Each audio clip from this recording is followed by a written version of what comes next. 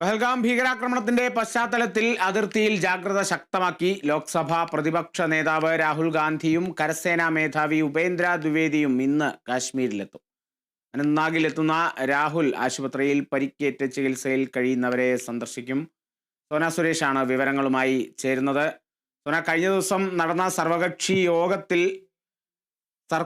കേന്ദ്ര സർക്കാരിന്റെ ഭീകരവാദ വിരുദ്ധ പ്രവർത്തനങ്ങൾക്കൊക്കെ പൂർണ്ണ പിന്തുണ തന്നെ പ്രഖ്യാപിച്ചിരിക്കുകയാണ് ഐക്യകണ്ഠേന പങ്കെടുത്ത എല്ലാ അംഗങ്ങളും, എല്ലാ പ്രതിപക്ഷ പാർട്ടികളും അടക്കം.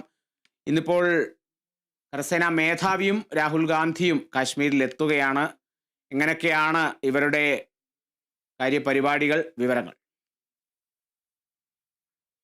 കാളിദാസ്, ഇന്നാണ് പ്രതിപക്ഷ നേതാവായിട്ടുള്ള ലോക്സഭാ പ്രതിപക്ഷ നേതാവ് രാഹുൽ ഗാന്ധി ഇന്ന് എത്തുന്നത്. പഹൽഗാമിലെ ആക്രമണത്തിൽ പരിക്കേറ്റവരെ ആശുപത്രിയിൽ സന്ദർശിക്കുമെന്നാണ് കോൺഗ്രസ് വൃത്തങ്ങൾ അറിയിച്ചിരിക്കുന്നത്. മാത്രമല്ല, പ്രധാനപ്പെട്ട ഒരു കാര്യമെന്ന് പറഞ്ഞാൽ ഇന്ന് ശ്രീനഗറിലെ പ്രധാനപ്പെട്ട ഒരു ചർച്ച നടക്കുന്നുണ്ട്. കരസേനാ മേധാവി ജനറൽ ഉപേന്ദ്ര ദ്വിവേദിയുടെ നേതൃത്വത്തിലായിരിക്കും ഈ ചർച്ച നടക്കുക. അദ്ദേഹം ഇന്ന് പഹൽഗാം സന്ദർശിക്കുകയാണ്. ഈ സന്ദർശനത്തിന് ശേഷമാണ് പ്രധാനപ്പെട്ട നടപടികളെല്ലാം ഇന്നായിരിക്കും എടുക്കാൻ പോകുന്നത്. കാരണം പാകിസ്ഥാനുമായി ഇന്ത്യ നയതന്ത്ര യുദ്ധം പ്രഖ്യാപിച്ചിരുന്നു. ഇതിന് പിന്നാലെ പാകിസ്ഥാൻ്റെ ഒരു മറുപടി എത്തി. ഇതിനുശേഷം രണ്ട് രാജ്യങ്ങളും തമ്മിലുള്ള ഒരു ബന്ധം തന്നെ വഷളായി പോകുന്ന ഒരു അവസ്ഥയിലേക്ക് കാര്യങ്ങൾ എത്തി നിൽക്കുകയാണ്. അതിനിടയിലാണ് ഇപ്പോൾ കരസേനാ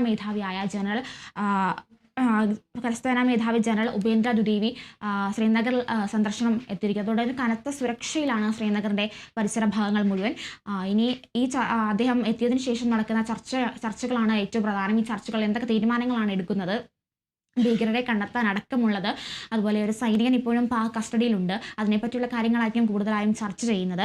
അതിൽ ഏറ്റവും പ്രധാനപ്പെട്ട കാര്യങ്ങൾ, തുടർ നടപടികൾ ഇനി എന്തൊക്കെയാണ്, ഇനി ഏതൊക്കെ തരത്തിലായിരിക്കണം ഈ ഭീകരർക്കായുള്ള തെരച്ചിൽ മുമ്പോട്ട് കൊണ്ടുപോകേണ്ടത്, മാത്രമല്ല സൈനിക തലത്തിൽ ഇനി എന്തൊക്കെ പുതിയ കാര്യങ്ങളാണ് ചെയ്യാൻ പോകുന്നത് തുടങ്ങിയ കാര്യങ്ങളൊക്കെയാണ് പ്രധാനമായും ചർച്ച ചെയ്യാൻ പോകുന്നത് ഇന്നത്തെ ചർച്ചയിൽ ശ്രീനഗറിൽ നടക്കുന്ന. ആദ്യമായിട്ടാണ് എന്തായാലും കരസേനാ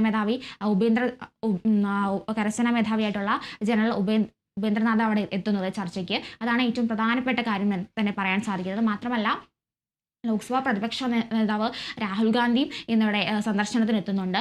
അതുകൊണ്ട് തന്നെ കനത്ത സുരക്ഷയിൽ തന്നെയാണ് നഗരമുള്ളത്. മാത്രമല്ല, ജമ്മു കാശ്മീരും അതിൻ്റെ ഭാഗത്തുള്ള ഈ അമർനാഥ് പോലുള്ള പഹൽഗ്രാം തുടങ്ങിയുള്ള പ്രദേശങ്ങളടക്കം കനത്ത സുരക്ഷയിൽ തന്നെയാണ് ഇന്നും പോകുന്നത്.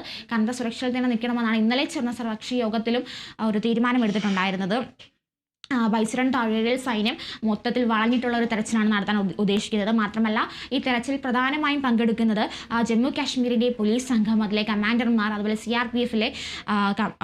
CRPF ഉദ്യോഗസ്ഥർ, ഇങ്ങനെയുള്ള തുടങ്ങി ഒരു മൂന്നംഗ സംഘത്തിൻ്റെ തന്നെ ഒരു പ്രധാനപ്പെട്ട തെരച്ചിലാണ് ഇന്ന് പ്രധാനമായും നടക്കാൻ പോകുന്നത്. കനത്ത സുരക്ഷയിൽ തന്നെയാണ് ഇപ്പോഴും ഇതുള്ളത്. പ്രദേശവാസികളെ അടക്കം ചോദ്യം ചെയ്തു വരുന്ന ഒരു അവസ്ഥയിലേക്കാണ് കാര്യങ്ങൾ പോകുന്നത്. ഇന്നലെ തന്നെ ഭീകരാക്രമണത്തിൽ ഒരു സൈനികൻ വീരമൃത്യു വരിച്ചിരുന്നു. ആ ഒരു സാഹചര്യത്തിലാണ് ഇപ്പോഴും കനത്ത സുരക്ഷ തന്നെ വേണമെന്ന് തന്നെയാണ് കേന്ദ്രം അധികൃതർ അറിയിച്ചിരിക്കുന്നത്. അതിൻ്റെ അടിസ്ഥാനത്തിലാണ് CRPF അതുപോലെ കാശ്മീരിൻ്റെ കമാൻഡേഴ്സ് അടക്കമുള്ള ഉദ്യോഗസ്ഥരെ അവിടേക്ക് വിന്യസിച്ചിരിക്കുന്നത്. കൂടുതൽ ഫോഴ്സിനെ അങ്ങോട്ടേക്ക് എത്തിച്ചിട്ടുണ്ടെന്നാണ് അറിയാൻ കഴിയുന്ന വിവരം. കാളിദാസ്, ഇപ്പോൾ ഈ ഒരു ഭീകരാക്രമണത്തിന് പിന്നാലെ ഉധംപൂരിൽ അടക്കം ആക്രമണം ഉണ്ടായ ഒരു സാഹചര്യം ഉണ്ടായി. ആ ഒരു സംഭവത്തിൽ ഭീകരർക്കായി തെരച്ചിൽ ഇപ്പോഴും തുടരുകയാണ്.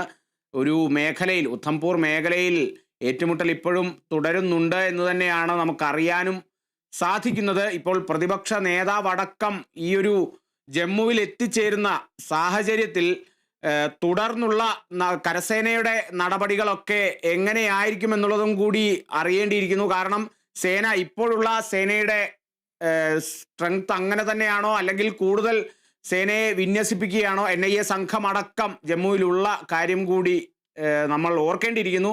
എന്തായാലും സേനാ വിന്യാസം ഉണ്ടാകും എന്നുള്ളത് തന്നെയാണ് നമുക്ക് മനസ്സിലാക്കാൻ സാധിക്കുന്നത്, അല്ലേ?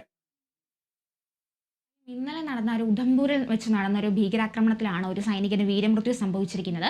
അതിൻ്റെ പശ്ചാത്തലത്തിൽ കൂടി കൂടുതൽ ഫോഴ്സിനെ അവിടേക്ക് എത്തിക്കാനുള്ള ഒരു ശ്രമം ഇന്നലെ തന്നെ നടന്നിട്ടുണ്ടായിരുന്നു. അതിൻ്റെ അടിസ്ഥാനത്തിലാണ് ബൈസരൺ താഴ്വരയിൽ അടക്കം